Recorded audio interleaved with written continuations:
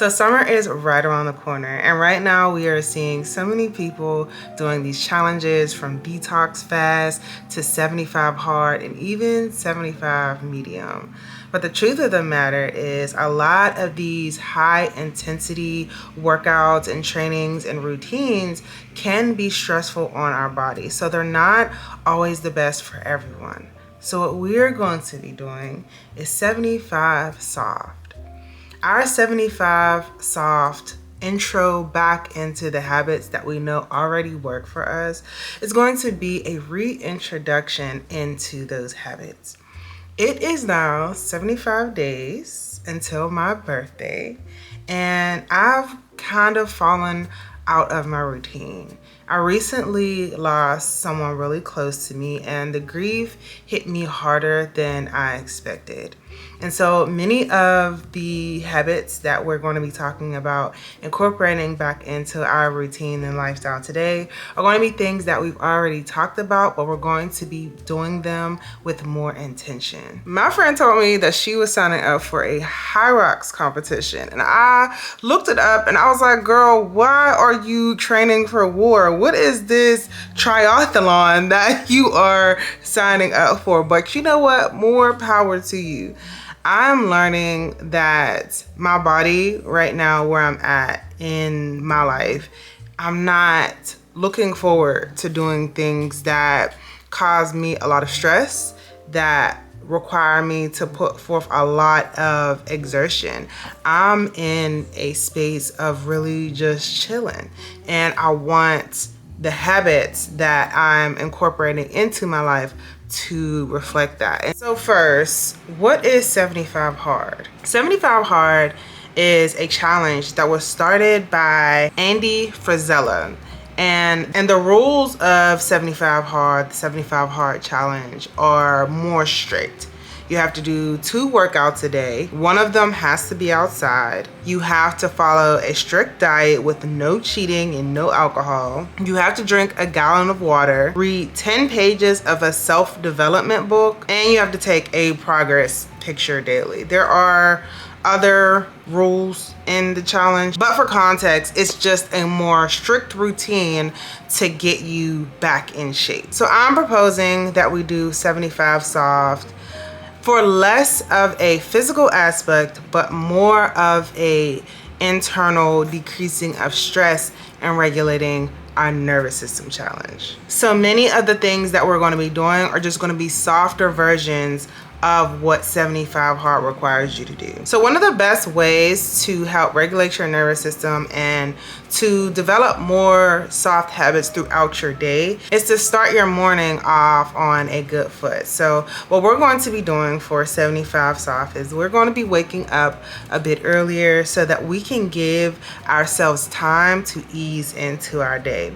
This is something that I'm okay at doing, but sometimes I get overwhelmed and I'm at night, up late, and then it affects my morning. So we're gonna be waking up a bit earlier. Whatever time you wake up, just wake up an hour earlier. And how you can structure your morning is by no phones. No phones. We are not gonna be picking up our phones first thing in the morning to scroll or anything. Check the time, turn your alarm off, but you're just gonna get up. You're gonna sit in your bed, you're gonna stretch, you're gonna shake a little bit, wake your body up, you're gonna get up, and you're gonna go and get you some warm lemon water. Warm lemon water, you're gonna open your blinds, start your day off with some sunlight. We all need our vitamin D, so we're gonna start our day with sunlight. The light from the sun is going to help us throughout the day with our circadian rhythm, as opposed to the blue light from our phones, which can cause us to be anxious throughout our day. So after you get your warm water, you're going to journal, pray, do your gratitude for the day. I'm grateful to be woke. I'm grateful to even be here doing this 75 soft. And then we're going to set our intentions for the day. And this can be one page. It doesn't have to be a whole lot. Just express your intentions for the day, your gratitude, and your prayer. Once you are all done with that, you're going to get some movement in. You can go walk around outside, you can stay in the house, do some yoga, stretch, open your body up, do some somatic movement. I love somatic movement in the morning, especially when my body is feeling sluggish. Maybe I ate something from the night before that my body didn't agree with. And so I do a lot of somatic movements in the morning to help things kind of make their way out so we can use the bathroom for the day. And that is another really big piece of what we're going to be doing during this process. We want to make sure that we are moving our bowels daily. People don't realize how important that is, and I also didn't realize how important it was, but I used to deal with like some severe constipation until I started going to the bathroom regularly and seeing how it impacted my body, how it impacted my skin, my gut, how less inflamed I was when I started regularly using the bathroom. Moving your bowels is so important, and doing somatic movements in the morning for lymphatic drainage is helpful. And I know right now lymphatic drainage is like this big deal and everybody's talking about it, but that is one of the natural ways that you can get things moving in your body when things feel a bit stagnant. That doesn't require you to have to go get a massage or buy all these different tools. Just jump up and down or do jump ropes for 3 to 5 minutes. Now, most people start their days with some type of caffeine. A lot of people drink coffee. I know a lot of the girls are drinking matcha. What we're going to be doing is incorporating more herbal teas into our routine. So we're going to be drinking warm herbal teas. You can put ice in it, but our bodies don't always like cold things, and we want to decrease internal stress by decreasing the stress that we're putting on our gut. So we're going to be drinking warm things. We're going to be drinking warm teas. We're going to allow our smoothies to get room temperature before we drink them, because that shocks our internal system, and it really does make a difference on our digestive health. So after we've gotten our morning routine kind of down, we're going to be focusing on getting hydration, okay? High water content foods, drinking our water with a pinch of Celtic sea salt and coconut water. We're going to be eating our greens. We're going to be eating watermelons, all the melons, grapes, strawberries, kiwis, if you don't have any allergies, of course. We are going to be prioritizing high water content foods, because most people on the standard American diet, we start our days with carbs, that Chick-fil-A biscuit, and a coffee or a lemonade. We are going to be switching over our habits softly and slowly, and you'll see how much a difference it makes in your life and in your day. Now, another thing that we're going to do is we're going to take one of our meals and we're going to substitute it with a salad or a smoothie, okay? You can also just have like a side salad, but we want to have one salad a day. This helps with internal stress, but it also really does help with flattening your stomach and getting you more snatched. Now, if you can't do one salad a day every single day, you can do it 3 times a week, okay? You don't have to be perfect here, but just make sure that you're getting more of your greens in. And this can be a salad. You could do different type of variations of salads with some olive oil and lemon juice, and just mix it up. Add some fruit to your salad. And although I don't eat meat, I'm not making this so strict to where you can't have chicken or steak or seafood on your salad. You can even have a seafood salad. Now, one thing I will say that I think will make a very big difference for anyone who is on this journey of resetting or restarting or jump starting your wellness journey is limiting alcohol, dairy, and gluten. We don't realize how much those 3 things really impact our internal health and really cause a lot of stress in our internal world, in our digestive health. I don't drink anymore. However, I have learned how much drinking alcohol impacts our liver health, even if you just have one drink. So I have opted for things like prebiotic drinks, non-alcoholic drinks, but even with those, they have a lot of sugar. And I'm not so restrictive to where I don't allow myself to have any sugar, but our liver health plays such a big part in our hormonal health, our gut health, and literally everything. I've been on this journey of clearing up my skin, and the biggest thing that I've had to focus on has been my gut health and my liver health. It impacts so much. And the top ways to help your liver health and your lymphatic system is to get moving. Pilates. I started doing Pilates this year, and it's not as hard as I thought it was going to be. I've been doing mat Pilates. I really do want to try the reformer, but I have been doing Pilates in person with a teacher and also here on YouTube doing Pilates by Izzy. I did like 2 sessions in a day, and it really wasn't as bad as people made it seem. I'm also doing yoga twice a week, and I'm going for walks. Now, going for a walk twice a day at a 30-minute interval, 30 minutes in the morning, 30 minutes at lunch, it really does help.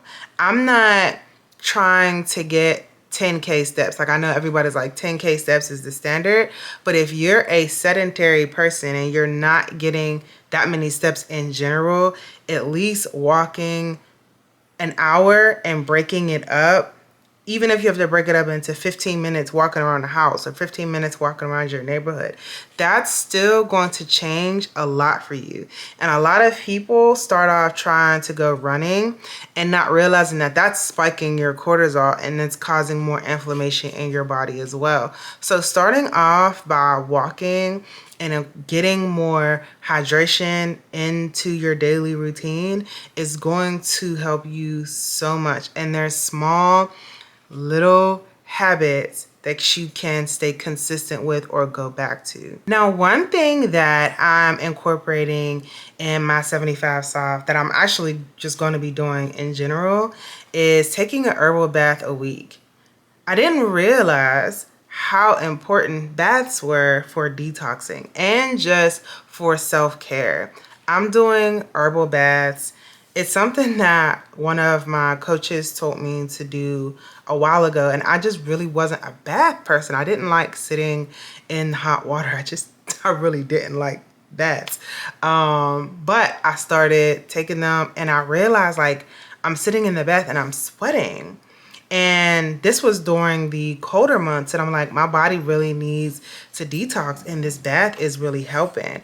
And so your body needs to detox. So I'm incorporating herbal baths once a week, and I think that'll be really good. I'm, getting the candles and setting it up, and I put the herbs in there, of course, with some bubble baths, Epsom salt, and some flowers to make it like a self-care moment. Now, another thing that I kind of been slacking on that I'm getting back into doing is a creative hobby daily.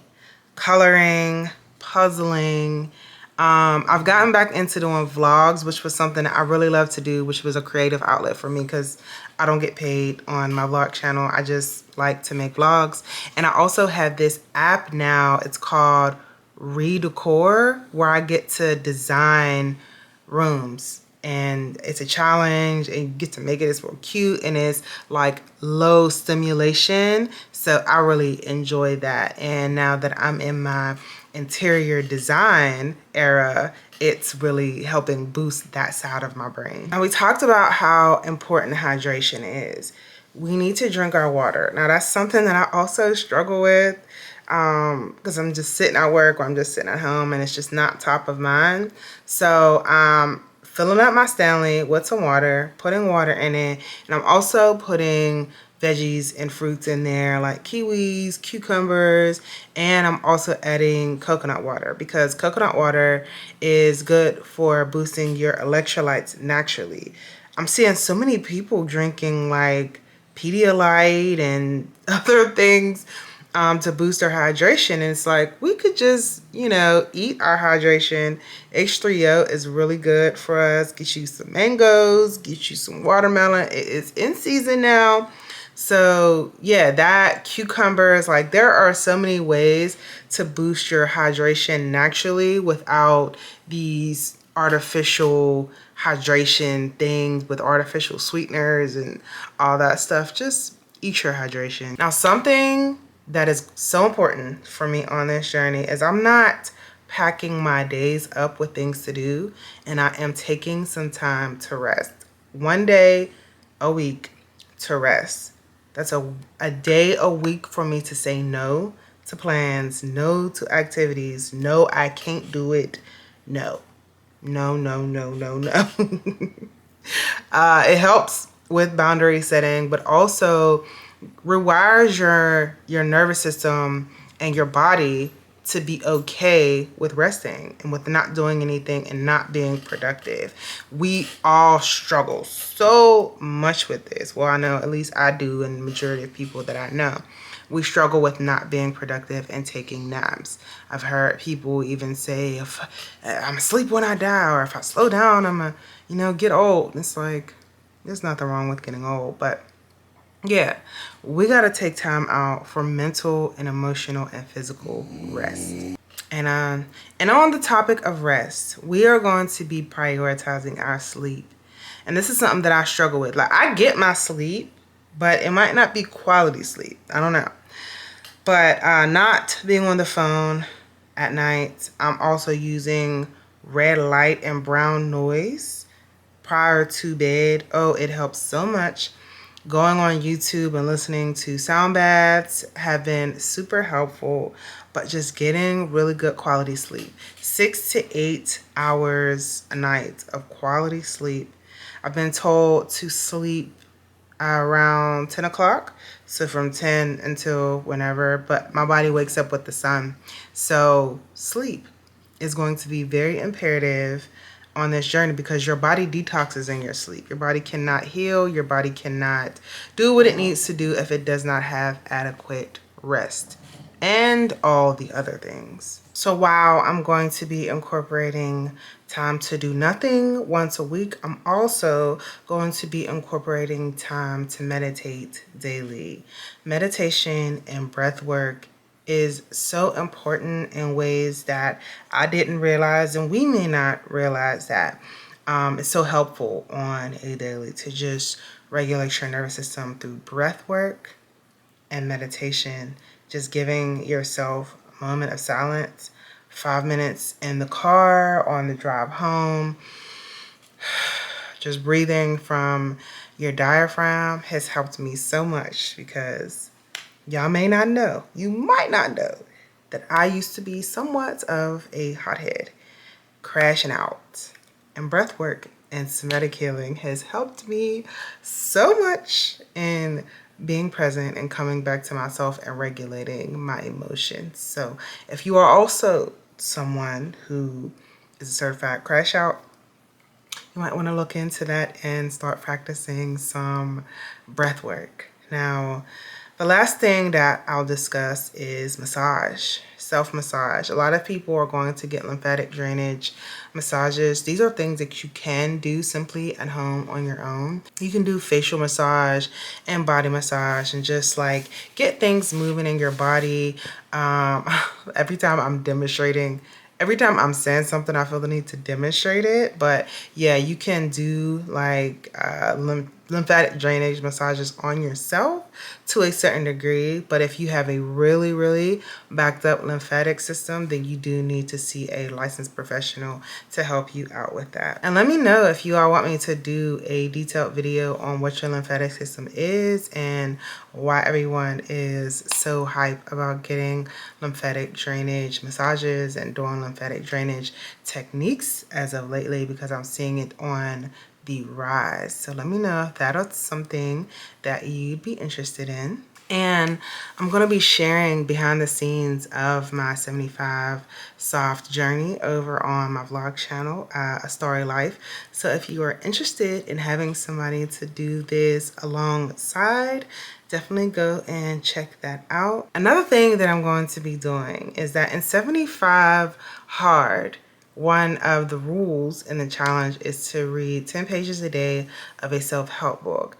Instead of doing self-help and personal development, we are going to be reading books that are whimsy, romance, not thriller, but romance, or, whimsical stories. We want to stimulate creativity and play and slowness, and not stress ourselves out about things that we need to be doing all the time to improve ourselves. We're always on a constant journey of self-improvement and self-development. And so just taking that time to read 10 pages a day out of your favorite romance book will help, help you to just relax. Well, it'll help me anyway. I'm actually going to Kennedy Ryan's book tour stop in Greensboro, North Carolina. She's having a red carpet book tour for her new book Score, and I'm super excited about that. As an author myself, and I've been reading her books, and I'm just super excited to be around other readers, writers, and authors, and to be able to meet Kennedy Ryan herself. That is super cool. I'm super excited. But yeah, I'm gonna be adding more romance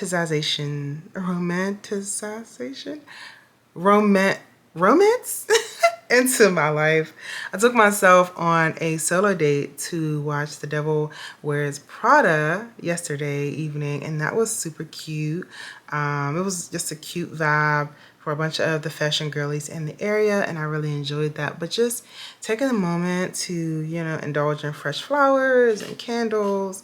Life is, it's challenging for a lot of people out here, and it's stressful. There's a lot of things that can cause a lot of stress in life, and I've been feeling it. And so taking the opportunity to do some of these softer habits can help you to regulate with everything that's been going on. So I hope this video was helpful to you if you've watched it and got here to the end. Definitely leave me an orange heart in the comments so I know that you made it this far. Thank you so much for being here. If you're not yet subscribed to this channel, please go ahead and hit the subscribe button, share this video with somebody who might benefit from it, and I will see you all in the next one next week, same time. I'll see you there.